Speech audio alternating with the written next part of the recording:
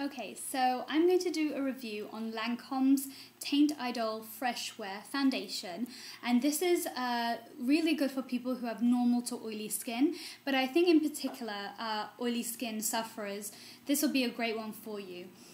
This is a 24ml tube, and it retails for about $32, I believe, and it claims that it's an 18-hour sort of shine-free foundation, and it has SPF 15 sunscreen for those of you who love sunscreen as well.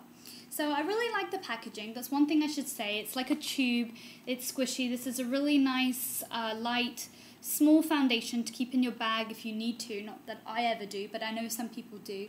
And if you want to go out or spend a weekend somewhere else, this is a really good one to carry with you because you don't need to worry about it breaking in the suitcase or being heavy weighing down your makeup bag or your handbag. So it's really good. And then it's just a twisty cap, and it comes like this. Now, as you can see, it can get kind of dirty around the spirally bits, and I've got the shade Bisque in 3N. Now, I have no makeup on right now. I should have said that at the beginning. I just have eye makeup on, but I have no foundation on. So as you can see, I do have a little bit of hyperpigmentation here, a few like scars here, and a lot of scars here. And this is actually from my facial. She started picking at my skin, which was really annoying. But anyway, so I have a few things to cover up, and lately I've not been using any concealer. This does the job. Now, I like the natural effect or the natural finish, so it might still show through a little bit, but I like that. Well, I don't like that, but I think it looks more natural if a little bit of imperfections is showing, but enough to keep it away where I don't feel self-conscious. So I use the MAC 190, but you don't have to. Just use any foundation brush like this, and I squidge a little bit on, like as a strip, so about that much. And you know, you can always layer it. This is a really good foundation to keep layering on, nothing will happen. So I will apply it right now so you can see. So I really do downward strokes, really painting my face, and I focus mostly on the cheeks, the chin, and the nose. I rarely, with any excess, just brush it up on my forehead, but I feel like my forehead is fine, so I just do a little bit to blend it all together so it doesn't look odd. And I sometimes tap it very lightly underneath my eyes too, if I don't want any like sort of heaviness underneath my eyes, and really just work it through. And automatically it kind of just melts in your skin, and it kind of finishes off to a very slight or medium or moderate powdery finish. So that's why I think it's very good for the oily sufferers, but for someone who has dry skin, I don't think this would work very well. And I would say it's about medium coverage, so you can still see my blemishes. So if I wanted to, I would just get the excess that's on here, you know, to clean it up a little bit, and just really dab it on those areas, and it hides it really nicely, I think. It's very, very little. See, you can still see it, but it's hidden. I think in real life it looks even better. It's not as visible. So I would say it's about medium coverage, depending on how much you put on and layer on. It's good. It just gives me like an evenness to it. Now, it's a fairly runny formula, as you can see, and as soon as you rub it in, you can see it just melts in really, really well. The best thing to do is really get color match, because I was first given the wrong color and I looked completely orange. This one has a little bit more. I think when they see my complexion, they automatically assume that I'm oranger and I'm just darker, just because my features make me look darker than I am. But recently I've become much lighter because of less sun tanning and everything. So you can see it's kind of evened up this side compared to this side. And yeah, it's really good. The only problem that I have is because I am having a skincare routine right now that really controls my oil, I feel like this might be giving the powdery effect, which is supposed to keep the oil in, make actually my skin worse, because now I'm not too much of an oil sufferer. I feel like I am combination, but I feel like sometimes it's very obvious on my skin that it's a little bit powdery, and it just, it doesn't look it kind of absorbs into my skin but leaves that powdery finish. And so I think it just kind of sometimes emphasizes maybe areas that are dry on my face, because as I said, I'm not completely oily, I'm a combination skin. That's the one downside of it. So purely if you're truly oily and your skin regime's not working either, you would benefit this a little bit more. Whereas if you're more of a combination skin, I'd be careful. I still think you can use it, but you really have to have good skin first, regardless of what foundation you're using, to really see a good effect and for it to do what you want it to do. I've had this for a while now, and I'm still going through it. I don't know. That's the problem with this. You don't know when you're finishing, when you're going to run out. It still feels heavy. I would say it's probably halfway, but I'm not sure. So that's kind of the downside, whereas in the glass clear bottles you can see when you're running out. 18 hours of mattness, I think it does. The one thing that I liked about this foundation a lot compared to like my Chanel Vital Lumiere and things like that is that if I would apply blush, so I'm just going to choose any blush. I like pink with grey, so I will choose Pink Swoon. If I apply blush on my cheeks, it really shows up and it doesn't go away.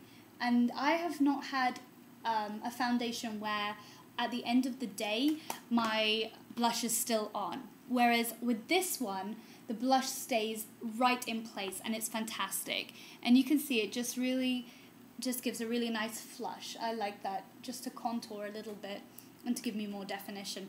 But that's one great thing about this foundation. Definitely keeps your blush on, and I feel like if you put a setting powder on top, it's just going to make it look a little bit more powdery, a little bit more heavy, maybe even cakey. Again, it depends on how much you put on and what your skin truly is, like the problems that you have. But I don't need to set it. I feel like it doesn't slip off. It really stays the whole day. I would definitely say it lasts about 12 hours because I've done a 12-hour shift before and my foundation looked just the same as I applied it in the morning. My blush was still there, and that's the real telltale sign. So I really like this. Would I purchase it again? I would if it didn't emphasize my dry areas. So maybe if I combat that and still use this, it won't highlight it, obviously. So it's really, it really depends how much you fall in love with it. I like this a lot, and maybe I would buy it again, but because I like to do reviews, I won't stick with one until I'm truly in love with it. At the beginning, I was madly in love with this. Now, I guess because of the dryness that I'm having, I'm not too keen on it. But I think a lot of you will benefit from this significantly. I really think this is a great thing, a great foundation to try. It's medium coverage. It's very light on your face. You don't feel it at all. It works really well with this brush, and I don't normally like foundation brushes like this. It works even better with your hands. It truly melts into your skin, and it has the SPF 15, which is fantastic, but I put SPF 30 on regardless every day. And what else to say about this?